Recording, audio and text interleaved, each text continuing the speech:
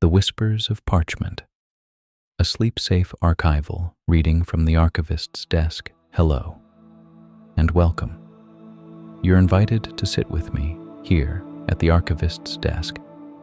There is no hurry in this place, no task waiting to be completed, no destination ahead. Only this desk, this quiet moment, and time, moving slowly.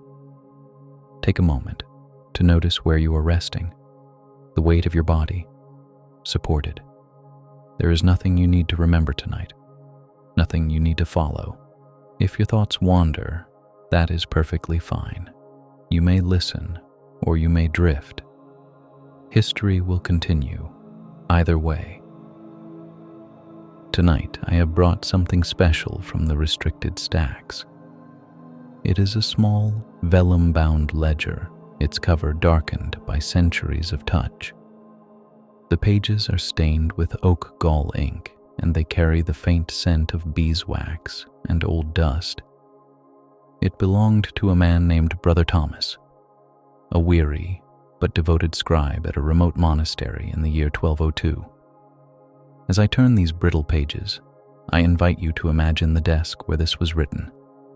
Not my desk, but his. A heavy oak bench, tilted slightly forward, illuminated only by a single, flickering tallow candle. Let us step back, through the ink and the years, into the silence of the script or eum, candle burning and fireplace sound. The day begins not with light, but with the sound of a bell, low, distant, measured.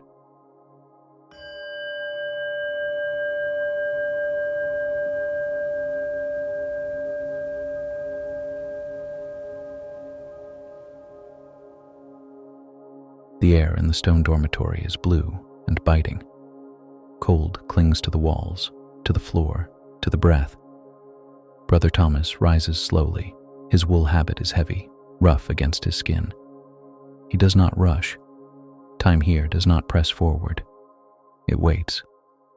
He moves in silence. The brothers do not speak at this hour.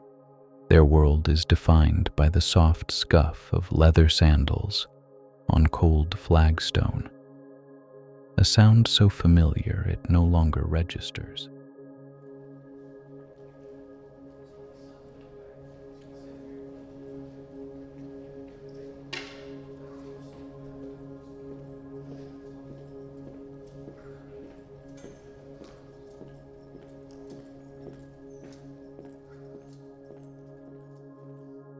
He passes through narrow corridors, stone worn smooth by generations before him.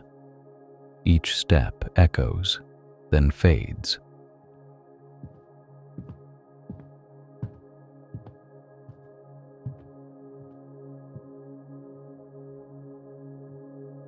He enters the scriptorium. It is a long, vaulted room. High windows line the walls, waiting patiently for the sun. For now, they are only dark rectangles of deep indigo. Brother Thomas pauses.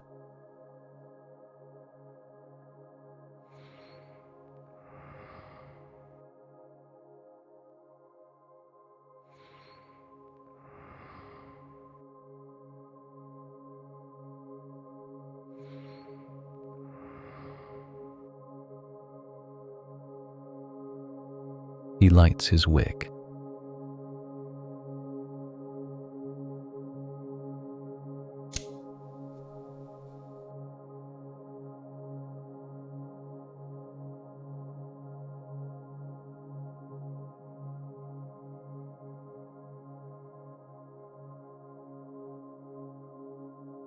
The flame appears suddenly, a tiny golden pearl in the vast shadow.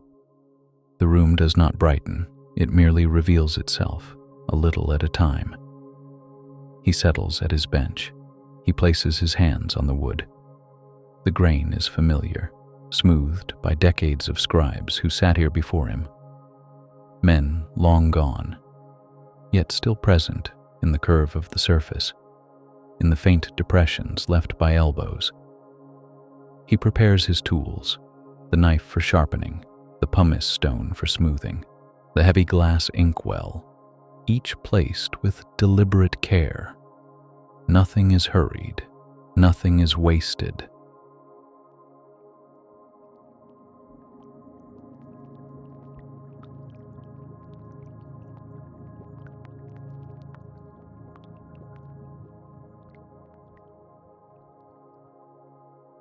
Before the first letter is drawn, there is preparation. Brother Thomas takes a goose quill. He feels the hollowness of the feather between his fingers. Light, fragile, once part of a living bird. He trims the tip with a small, sharp blade. The sound echoes gently through the empty room. Measured, rhythmic.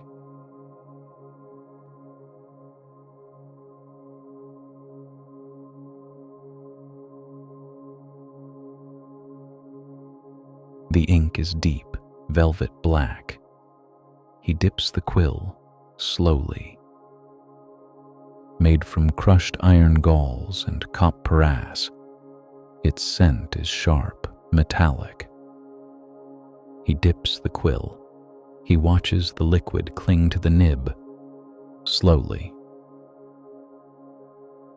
On a scrap of sheepskin, he tests the flow. A thin line, a thicker downstroke. Even. Controlled.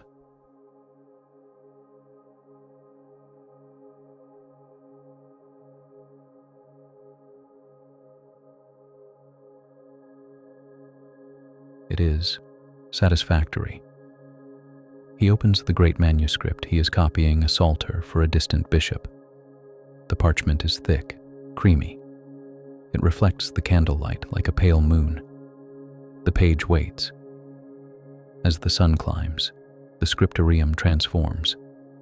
Beams of light pierce the high windows, cutting through shadow. They illuminate millions of dust motes dancing slowly in the air. They move in lazy, unhurried circles. Brother Thomas focuses on a single capital letter, an S. This one letter will take 3 hours, not because it is difficult, but because it must be right. He prepares ultramarine blue, ground from precious lapis lazuli, a color more valuable than gold. Then, the gold leaf. He breathes gently on the page.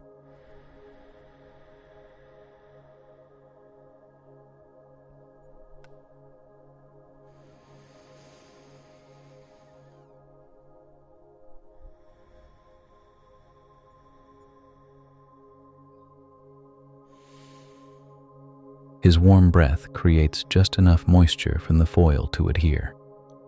He lowers it with a tiny brush. It is thinner than a spider's silk. He burnishes it with a smooth dog's tooth until it glows softly. The letter does not shout, it whispers. As the sun reaches the top of the eastern arch, Brother Thomas feels the pull of hunger. In the silence of the archive, I notice a small grease stain on page 42, perhaps a drop of pottage from this very moment.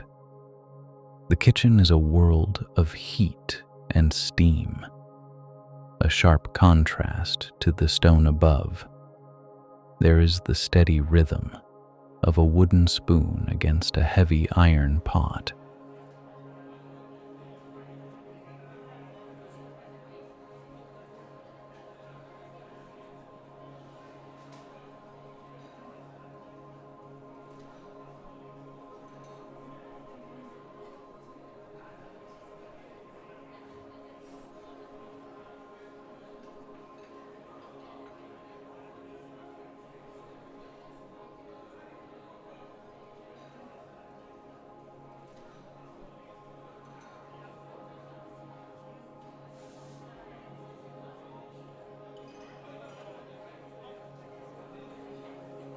The air is thick with the scent of boiling leeks, dried herbs, and the earthy sweetness of baking rye bread. Brother Thomas holds a wooden bowl. He feels the heat transfer through the grain of the wood, into his cold, ink-stained fingers. He eats slowly. There is no conversation, only nourishment. Once each month, Brother Thomas is permitted to leave the stone walls. Imagine the transition from the hushed gray of cloisters into the vibrant light of the 1202 marketplace.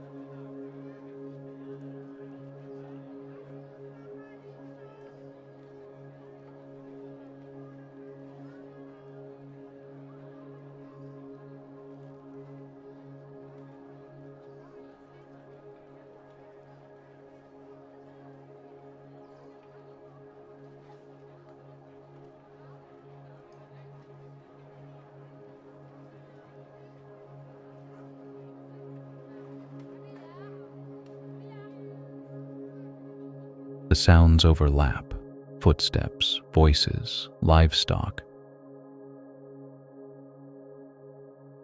The market is a tapestry of smells: damp straw, fresh bread, the sharp, acidic tang of the tanner's yard. He pauses at a spice merchant's stall. Here, the air changes. It smells of distant lands, dry heat, crushed cumin, expensive saffron. Scents he will never visit, but will always remember. He finds the lapis lazuli, stones the color of the deepest ocean.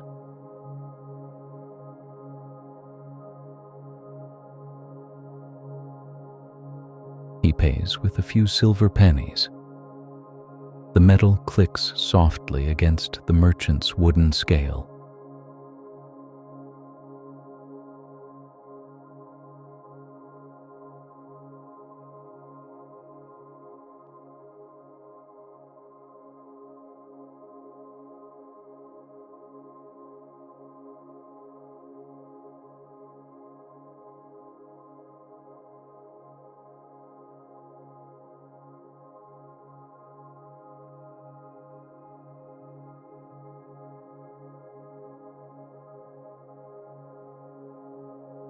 Then, it is time to return. The shadows lengthen, stretching long fingers across the script or eum floor. Brother Thomas's hands are stained black and blue. His back aches with a familiar warmth. He surveys the work of 10 hours, half a page, and yet, it is enough. The ink in the final lines is still wet, shimmering faintly in the dying light. He cleans his brushes in a jar of water. He caps his ink. He blows out the candle. A thin ribbon of white smoke spirals upward toward the vaulted ceiling. The room returns to evening blue. The manuscript is left open to dry. A treasure hidden in the dark, waiting for the bell, waiting to begin again.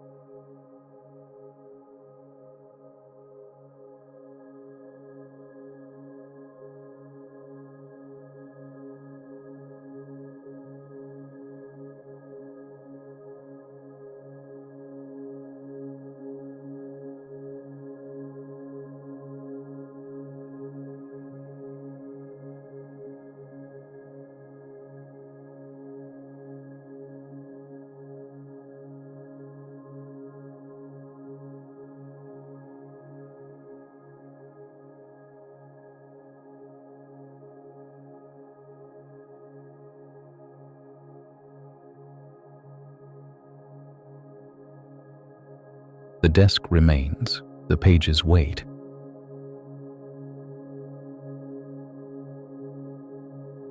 And time continues, moving slowly.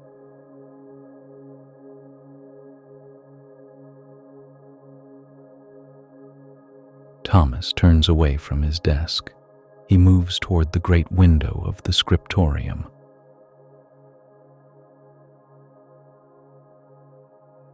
Outside, the world has vanished into a deep velvet indigo. There are no lights in the valley below.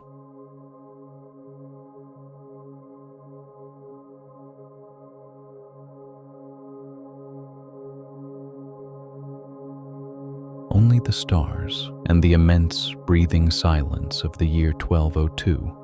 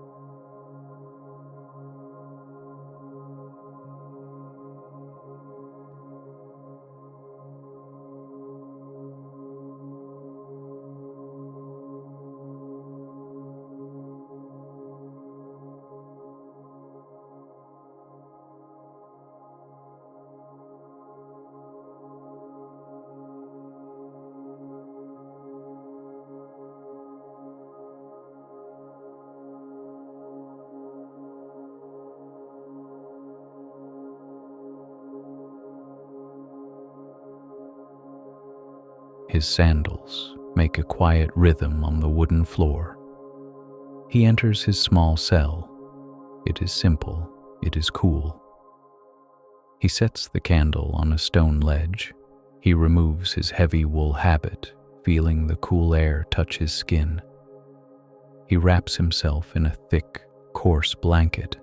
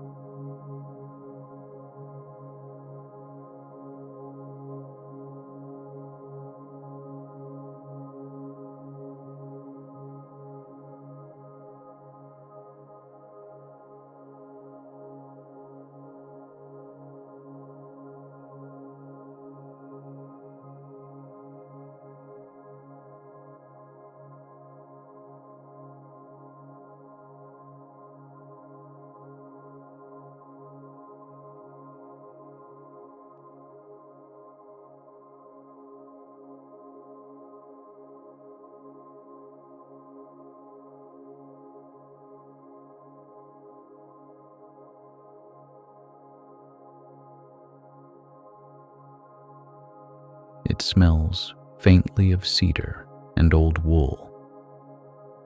He lies down on his pallet of straw. As he settles, I invite you to settle as well. Feel the surface beneath you, just as Thomas feels the straw beneath him, supported, heavily supported.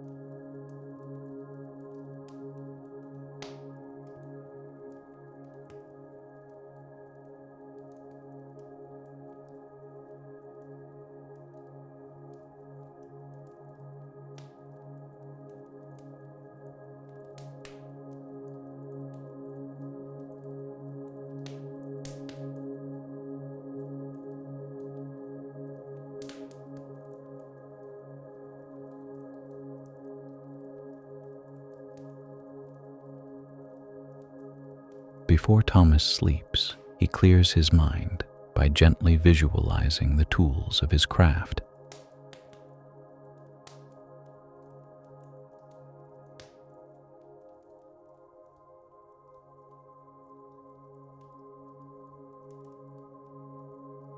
You may imagine them with him, or simply let the images pass by.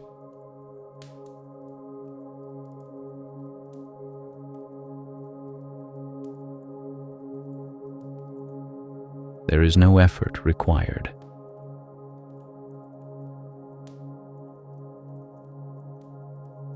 Imagine a smooth, white goose feather floating slowly in the dark.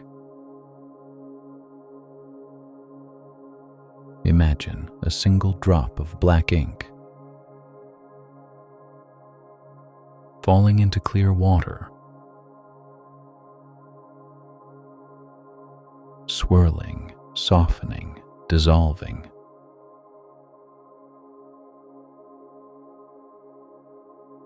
Imagine the surface of a cold, gray stone.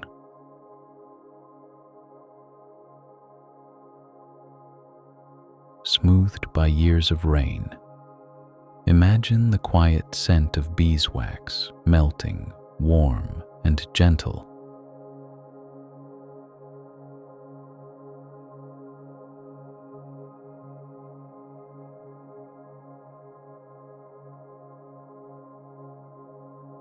Imagine a golden letter, an A, glowing softly with its own light, fading, slowly fading.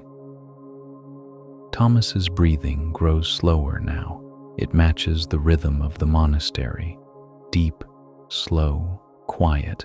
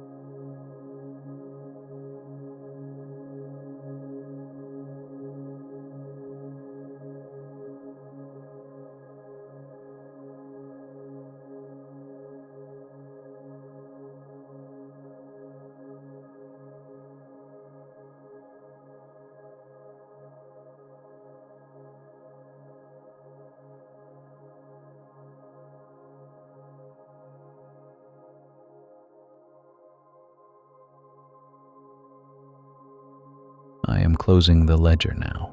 I am sliding it gently back into its place on the shelf of the archive. The door to the restricted stacks is closing. The lights at the archivist's desk are dimming. You are exactly where you need to be. There is nothing left to do, nothing to hold, nothing to follow. History is sleeping. The archive is still. Sleep now. Sleep. Sleep.